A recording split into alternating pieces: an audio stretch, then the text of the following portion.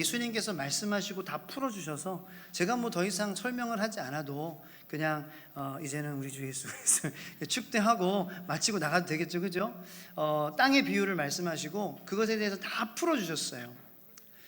그래서 처음에는 이제 길가에 떨어지고 돌밭에 떨어지고 가시밭에 떨어지고 마지막에는 좋은 땅에 떨어졌다라는 거예요. 땅은 마음을 이야기하고요, 그 다음에 떨어진 씨앗은 하나님의 말씀을 의미하는 것입니다. 저는 여러분들의 마음이 좋은 땅이 되기를 축원합니다. 네 가지의 땅 중에서 하나가 되라는 게 아니라 사실은 둘 중에 하나죠, 그죠? 좋은 땅 아니면 길가나 아니면 돌밭이나 가시밭이 우리의 마음이 되지 않아야 된다는 것입니다. 두 가지의 땅 중에 좋은 밭이 되어서 인내함으로 결실을 맺으라는 것이 바로 예수님께서 오늘 말씀을 통하여서 우리에게 주시는 내용입니다. 자, 그런데 그냥 그렇게 또 헤어지면은 또 뭐 설교 안 하면 안 한다고 뭐라고, 짧으면 짧다라고 하시고, 뭐 길면은, 짧은 건 항상 진리죠, 그죠? 길면은 길다. 그래서 딱 적당하게 하기를, 하나님의 은혜가 있기를 축복합니다. 그래도 조금 더 말씀을 깊이 있게 나눌 때에 더 깊은 하나님의 마음이 흘러 들어오길 바랍니다. 이 8장 1절의 초반 시작을 보면은요, 그 후에라고 시작을 합니다. 그 후에 예수께서 각 성과 마을에 두루 다니시며 하나님의 나라를 선포하시며, 그런 다음에 상황을 설명을 한 다음에 예수님께서 네 가지 땅의 비유를 말씀하시는 거예요. 왜 그 후에라고 말씀하셨을까? 우리가 한번 점검해 볼, 짚고 넘어갈 필요가 있다는 거죠. 그 후는 언제를 뜻합니까? 7장, 누가복음 7장 말씀해 보면은 중간부터 이 후반부까지 예수님이 함께 계시고 하나님의 나라를 전함에도 불구하고 그 마음이 회개하지 않고 돌아서지 않고 비판하고 비난하고 예수님을 어떻게 하면 죽일까라고 고민하는 그러한 바리새인들과 서기관들의 그러한 회개하지 않는 그러한 모습을, 마치 길가와 같이 굳은 땅의 그러한 모습을 가진 그러한 사람들을 보며 예수님께서는 이 비유로 불만하는, 만족할 수 없는 그러한 아이와도 같다라고 말씀을 하시고, 그리고 그 이후에 바리새인 시몬이라는 집에 거하시며 이제 그때의 향유를 가지고 예수님 앞에 예배하는 여인을 만나게 되죠. 그 이후에 정말 마태복음에도 공간복음에도 동일한 비유가 등장을 하는데, 그때 상황도 이보다 더 어떻게 보면은 참 격하고 긴장된 그러한 상황이라는 것을 우리에게 말해주고 있다는 거예요. 서기관들과 그 시대에 정말 하나님 말씀을 안다, 신앙생활 제대로 한다라고 하는 그러한 사람들은 예수님을 비난하고 예수님을 불편하게 생각하고 미워하기까지, 증오하기까지, 어떻게 하면 죽일까라는 그러한 생각을 하던 때에, 그 후에 이제 예수님의 제자들이 이제 등장을 하고요, 그 다음에 여인들이 등장을 한다라는 거예요. 그런 좀 어떻게 보면은 영적으로 굉장히 답답한, 예수님의 마음을 힘들게 하는 그러한 상황이었지만, 이 8장의 초반의 말씀을 보면은 정말 12 제자들과 더불어서 하나님의 말씀이 그 마음 가운데 임했을 때의 여러 가지 모습으로 열매를 맺는 그러한 여인들의 이름까지도 등장을 하는 그러한 것을 우리가 볼 수 있다는 것입니다. 자, 먼저 어떤 여인들이 나오는지 잠깐 살펴봅니다. 첫 번째로는요, 7 귀신 들었던 막달라인이라는 마리아가 등장을 하게 돼요. 헤롯의 청지기, 그 다음에는 구사의 아내 요한나라는 사람, 그리고 수산나라는 사람, 그리고 그 외에 다른 여자들이 섬겼다라는 거예요, 그들의 소유로. 자, 막달라인 마리아라는 사람은 한 귀신도 아니고 7 귀신에 들려서 고통받던 사람이었습니다. 얼마나 한 귀신에만 들려도 정말 그 삶이 피폐해지고 정말 힘들어지고 그런 것인데, 7 귀신에 시달렸던 그러한 막달라 마리아, 얼마나 힘든 그러한 인생을 살았을까요? 얼마나 사람들은 또 그를 편견으로 바라보고, 저 사람은 귀신 들린 여자야, 저 사람 가까이에 가지마 라고, 그렇게 여자인 것도 참 그 당시에는 소수 그런 거였는데, 마이너리티였는데, 그런 귀신까지 들려서 얼마나 힘든 삶을 살았을까요? 근데 예수님이 그 삶에 찾아오셔서 그 삶을 괴롭고 힘들게 하던 귀신들을 다 내쫓아 주셨다는 거예요. 하나님의 말씀이 임하니까 아무리 강하게 역사하는 그러한 어둠의 역사도 물러가는 줄을 믿으시기를 축복합니다. 그 다음에 이제 좀 고위층이죠. 그러니까 구사의 아내 요한나, 그러니까 청직이라고 해서 뭐 종이네 이렇게 얘기할 그런 게 아니라는 거예요. 헤롯 왕의 청직이었어요. 청직이는 그때 보면 어떤 재정 담당자였습니다. 재무장관과도 같은 거예요. 한 나라의 왕의 재물을 보는 그러한 사람이므로 얼마나 또 권력이나 그런 게 있었겠습니까? 높은 자리에 있는 사람이었어요. 항상 왕과 함께 거닐고 먹고 그런 사람이었습니다. 자, 그런 사람에게도 예수 그리스도의 복음의 말씀은 아래 낮은 곳에도 임하지만 내 삶의 위치가 어디에 있든지 간에, 내가 높은 위치에 있든지 간에 가난한 마음, 겸손한 마음, 낮은 마음을 가지고 살아가는 그 사람의 마음 가운데 하나님 말씀은 임하고 그리고 열매를 맺는 신앙으로 살게 하여 주신다라는 것을 말씀을 통해서 우리에게 보여주고 있다는 것이죠. 하나님의 말씀, 복음의 말씀은 편파적이지 않습니다. 남성 여성을 가리지 않습니다. 빈부의 격차를 가리지 않습니다. 오직 하나님을 간절히 찾고 인내하고 주님을 구하는 사람들의 마음 가운데에 임재하시고 열매를 맺게 하시며 그 섬기는 모습, 그러한 모습 3절과도 같이 그러한 삶을 살게 하여 주신다는 것입니다. 마치 7장에는 그 굳은 마음, 길가와 같은 돌밭과 같은 가시밭과 같은 그러한 마음을 가지고 있는 바리새인들과 서기관들, 어쩌면은 오랜 종교 생활과 오랜 그러한 교회 생활, 신앙 생활로 하나님의 말씀에 대해서 우리가 날마다 좋은 땅이 되어서 좋은 마음으로 받아들이지 않고 그 말씀을 지키지 못하고 그리고 인내함으로 결실을 맺지 못하는 우리의 마음을 생각해봐라 라는 그러한 차원에서 그 말씀을 주시지만, 또 그 말씀은 좋은 땅에 떨어질 때에는 언제나 어디서나 열매를 거둘 수 있는 그러한 말씀이 된다는 것을 우리에게 보여주고, 그 상황을 지금 비유로 말씀하고 계신다는 거죠. 그 지금 현재 상황을, 그렇게 12제자와 여인들의 삶 속에서는 열매를 이루고 있는 아름다운 모습을 말입니다. 저는 여러분들이 8장 이 1절부터 4절에 등장하는 예수님의 제자가 되기를 진실로 축원합니다. 자, 그것이 예수님께서 말씀하시고자 하는 거예요. 결론적으로는 우리가 제자가 되어야 된다는 거예요. 10절 말씀에 보면은요, 이르시되 하나님 나라의 비밀을 아는 것이 너희에게는 허락되었으나 다른 사람에게는 비유로 하나니 깨닫지 못하고 보지 못한다라는 거죠. 마태복음에서는 너희에게는 허락되었으나 저희에게는 보이지 않는다라는 거예요. 저 여러분들이 너희가 되기를 축복합니다. 저희가 되지 않게 되기를 바랍니다. 제자가 되어야 된다라는 거죠. 좋은 땅이 되어야 된다라는 거예요. 다른 사람들, 저희 하나님의 말씀을 굳은 땅으로, 굳은 마음으로, 돌밭으로, 가시밭으로 받는 사람이 되면 안 된다라는 거예요.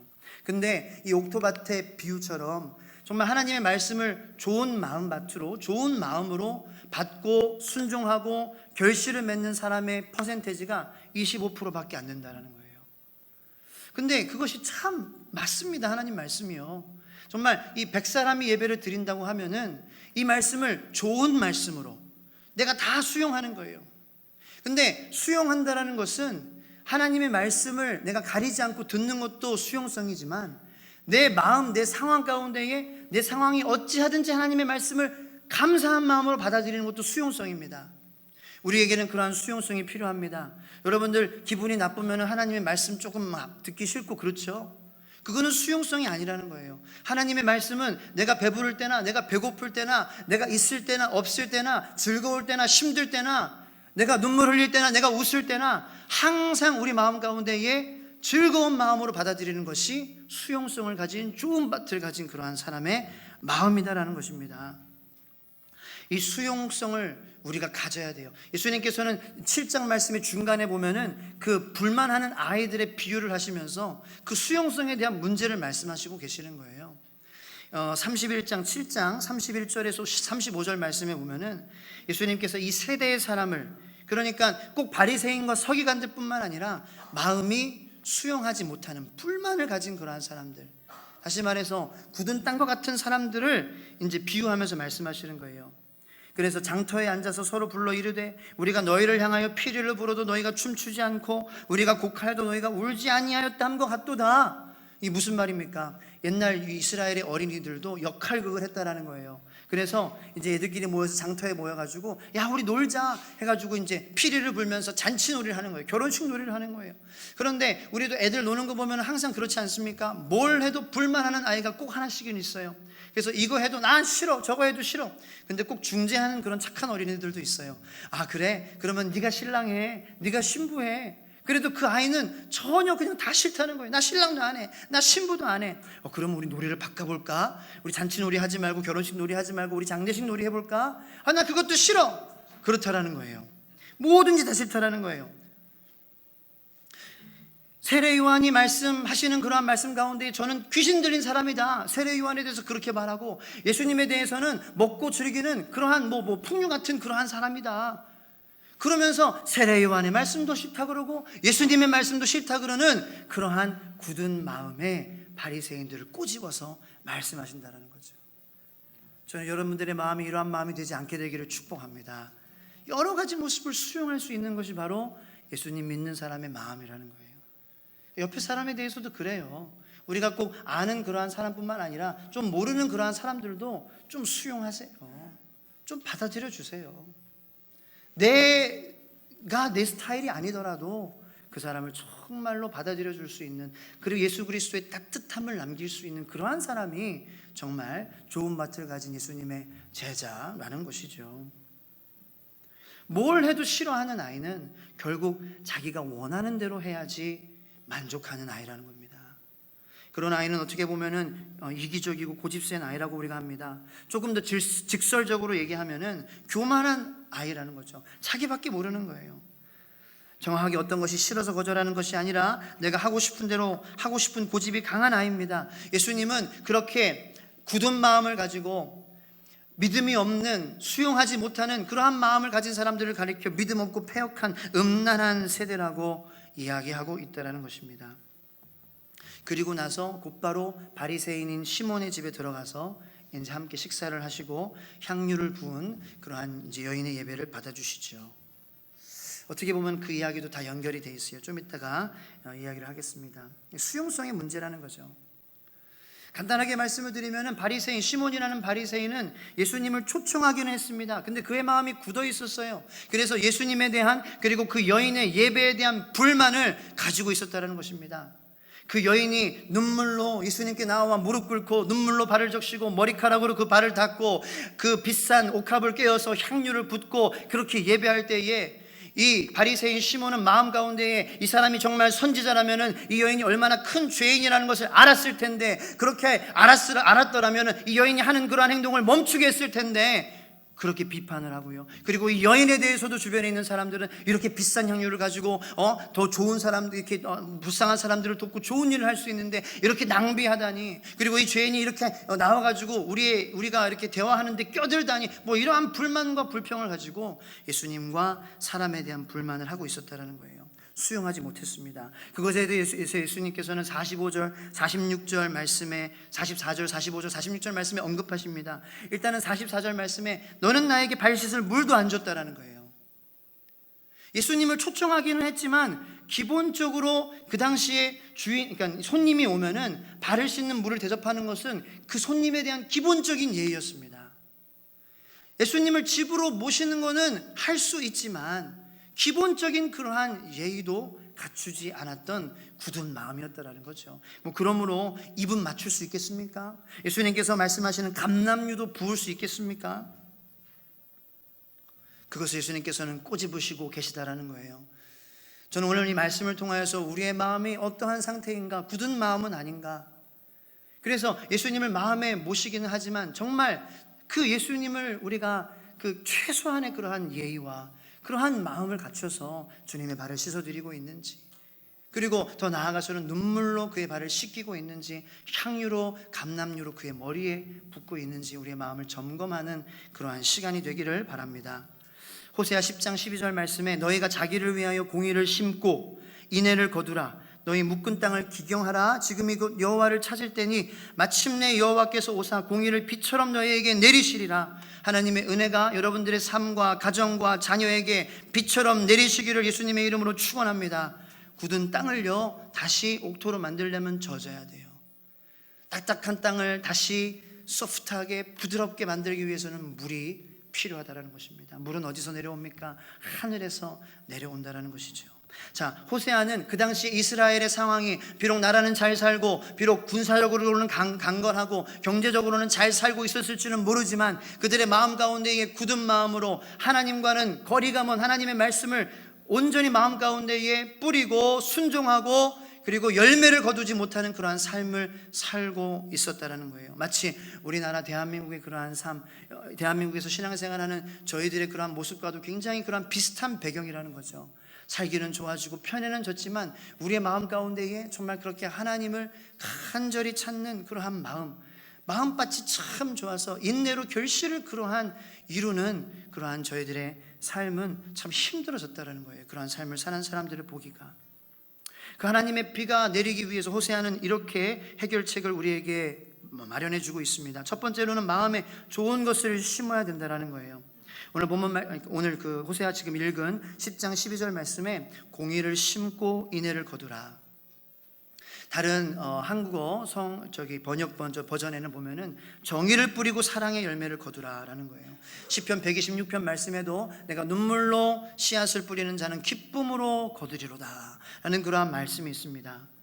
좋은 것을 뿌리고 좋은 그러한 우리가 투자를 할 때에 여러분들의 삶 가운데 아름다운 결실이 있게 될 줄로 믿으시기 바랍니다. 그러므로 나쁜 습관은 좀 버리고요, 나쁜 만남들도 조금 이렇게 잘라버리고요, 좋은 만남들을 많이 가지시길 바랍니다. 그렇다고 해서 여러분들 예수 안 믿는 친구들 다 절교하라는 것이 아니라 관계는 해야죠. 하지만 그 사람들과의 어떠한 그런 특정한 만남 가운데에 우리의 신앙에 영향을 주는 그러한 만남은 하지 말라는 거예요. 그냥 나쁜 거면은 보지 말라는 거예요. 나쁜 거면은 흉내도 내지 말라는 거예요. 가지 마시라는 거예요. 사람의 마음이 그렇지 않습니까? 참 사람의 마음이 연약하고요, 강한 줄 알지만 그렇지 않아요.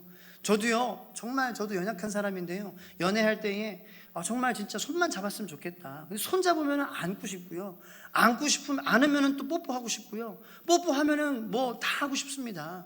그게 사람의 마음이라는 거예요. 아예 그냥 그런 마음을 접어버리세요. 연애할 때 그런 마음을 접어버리고 나는 첫날 밤에 다 하겠다, 그러한 생각을 가지기를 바랍니다.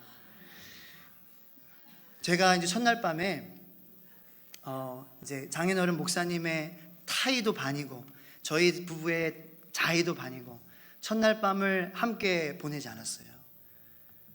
안 놀라시네요, 별로. 다 그렇게 하셨나 봐요. 첫날 밤에 철야 기도를 했어요. 그래서 저희가 결혼한 그 교회에서 함께 이제 손만 잡고 그렇게 기도하는데 기도가 되겠습니까? 막 주여 하는데 기도도 안 되죠. 기도 안 되고 자꾸 딴 생각 하는데, 근데 다른 사람이 봤을 때는 그렇다고 해서 특별한 그런 게 있냐. 그런데 저희는 그렇게 해서 하나님께서 우리에게 특별한 은혜를 주시는 것을 경험한다라는 거예요. 하나님께 잘 보이고 좋은 씨앗을 뿌리는 것은 하나님께서 여러분들의 마음 가운데에 맞아, 이것이 그것에 대한 결실이구나 라는 그런 확신이 들 정도로 확실하게 여러분들에게 갚아주실 줄로 믿으시기를 축복합니다. 이제 두 번째로는 좋은 습관을 자꾸 하는 거고, 두 번째는 이제 땅을 자꾸 갈아야 돼요. 묵은 땅을 기경하라. 자, 근데 길가가 처음부터 길가였을까요? 그것은 아니죠. 이스라엘 이 사람들의 마음이 처음부터 완악하고 처음부터 그렇게 막 그랬을까요? 그게 아니에요. 점점 시간이 가면 갈수록 더 완악해지고 굳어지고 더 세상을 사랑하게 됐다라는 거예요. 우리가 세상의 그러한 법칙을 통하여서도 우리의 삶의 그러한 진리를 발견하고 영적인 진리도 발견할 때가 있습니다. 저는 이제 잘 모르지만 문과라서 열역학 법칙이라는 게 있습니다. 이것이 뭐냐? 에너지 총량 불변의 법칙이라는 거예요. 예를 들어서 제 몸무게는 제가 양복을 입거나 반바지를 입거나 몸무게는 똑같다라는 거예요. 이게 에너지 불변의 법칙이에요. 변하지 않아요. 예를 들어서 물이 액체가 되건 고체가 되건 기체가 되건 그 안에 있는 에너지의 양은 똑같다라는 것입니다. 그런데 제2의 법칙이 있는데, 연력학 제2의 법칙은 변화는 없지만, 에너지 변화는 없지만 질은 변한다라는 거예요.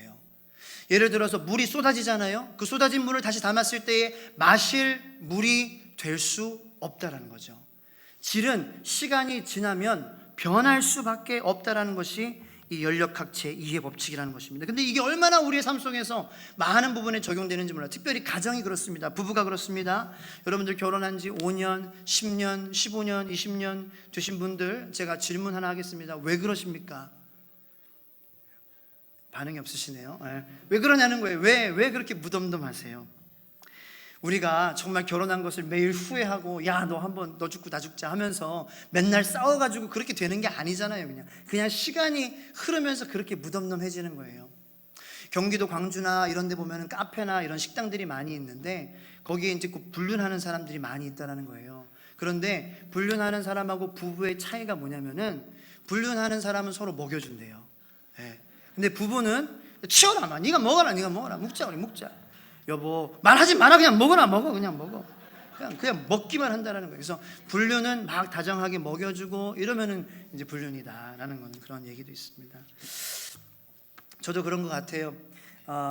제가 불륜했다는 게 아니라, 연애할 때에는 막 창문도 열어주고, 뭐 이렇게 마트 갈 때 무거운 문들도 열어주고, 근데 그렇게 했는데 이제 10년 됐거든요. 작년에 10년이었는데 지금은 막 무거운 문 열어도 나만 들어가고 이렇게 뒤에 아내가 있었나라는 그러한 어떤 한 부부가 여행을 가는데 남편이 뭐 찜찜하더래요. 뭐 놓고 왔나? 절반쯤 갔는데 아내를 놓고 왔대. 다시 돌아갔다라는 그런 이야기도 있고요. 그게 제2 역학의 법칙이라는 거죠. 그냥 시간이 지나면 그렇게 무덤덤해지는 것이. 근데 그것이 부부뿐만 아니라 기업에서도 그렇다는 거예요. 1917년도에 포브스라는 그러한 잡지에서 미국의 100대 기업을 선정했는데 1987년 70년이 지난 이후에 그 100대 기업 리스트를 확인해 보니까 여전히 남아있는 기업은 18개밖에 없었다는 거예요.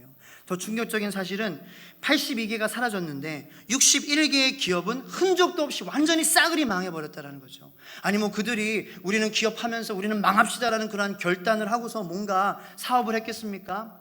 자꾸 개혁하고 뒤집어버리고 엎어버리고 자꾸 그렇게 혁신하고 돌아서지 않으면 그렇게 될 수밖에 없다라는 것입니다. 연예계도 그래요. 수많은 아이돌이 나옵니다. 그런데 수백 그러한 팀의 아이돌이 나오지만 정말 살아남는 그러한 팀들은 얼마 되지 않는다는 거죠. 정말 자신을 개발하고 노력하고 겸손한 마음으로. 신앙에서도 똑같은 그러한 법칙이 적용되지 않겠습니까?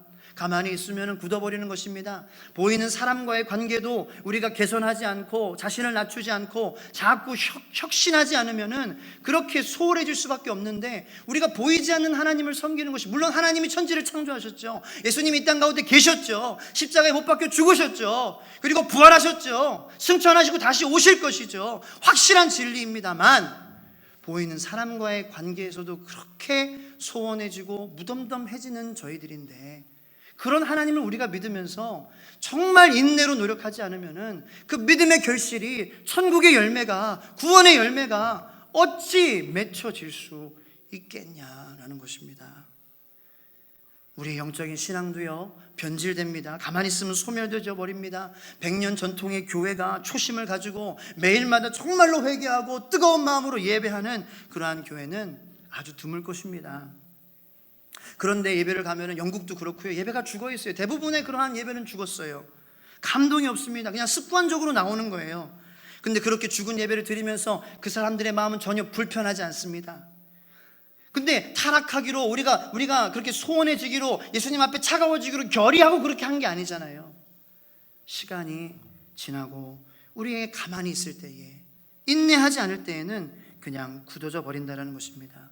오늘 본문 말씀 15절 말씀에 좋은 땅, 여러분들 좋은 땅으로 시작했다라는 것에 만족하지 마시길 바라요.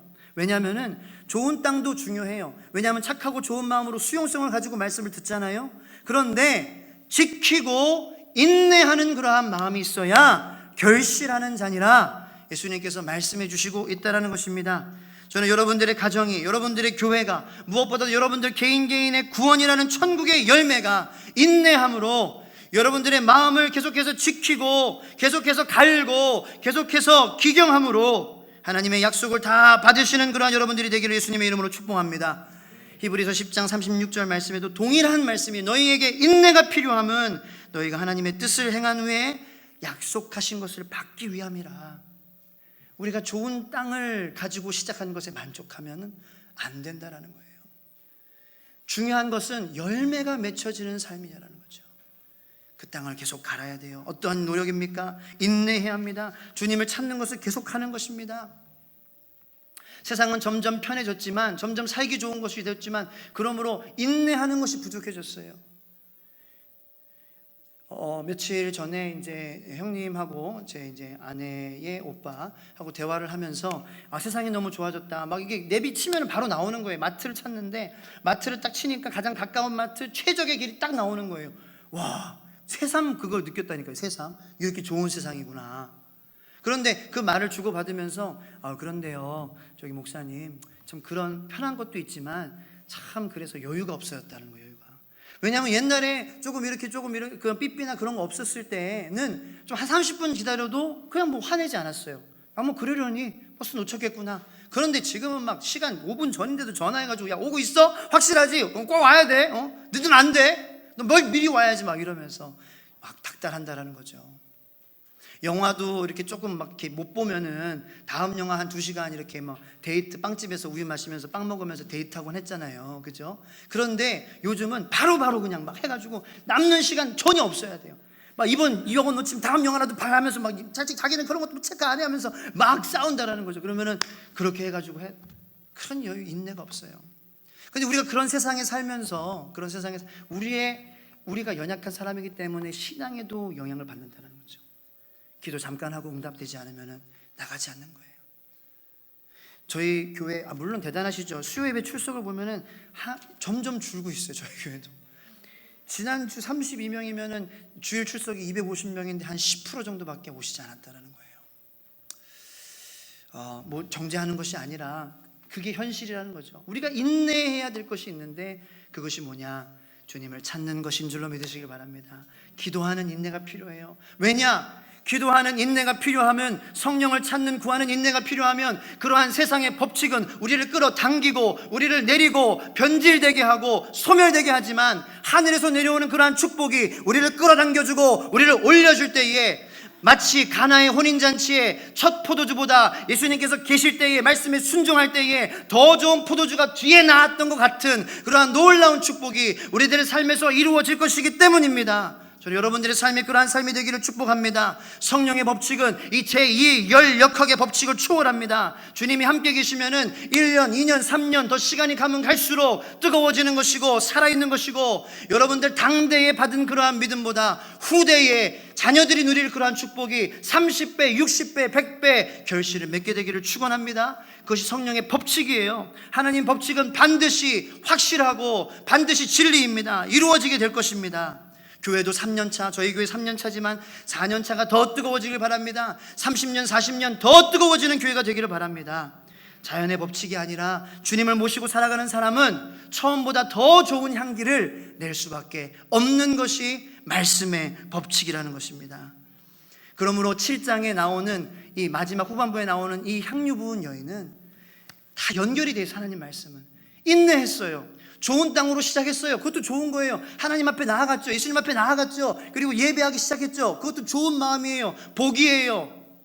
그런데 그 바리새인이 욕하고 막 손가락질하는 그 자리 얼마나 있기 힘들었겠습니까? 그런데 그 자리를 지켰어요. 오히려 더 눈물로, 더 간절함으로 주님을 찾았습니다. 향유도 부었습니다. 머리카락으로 씻었습니다. 그럴 때 어떤 일이 벌어졌습니까? 여인은 예수님 들어오실 때부터 마음의 평안, 감동을 누렸지만 인내함으로 죄사함도 받고 48절에 그리고 50절에 더 큰 평안도 누리게 되는 30배, 60배, 100배의 결실을 우리에게 예수님께서 말씀하여 주시고 계신다는 것입니다.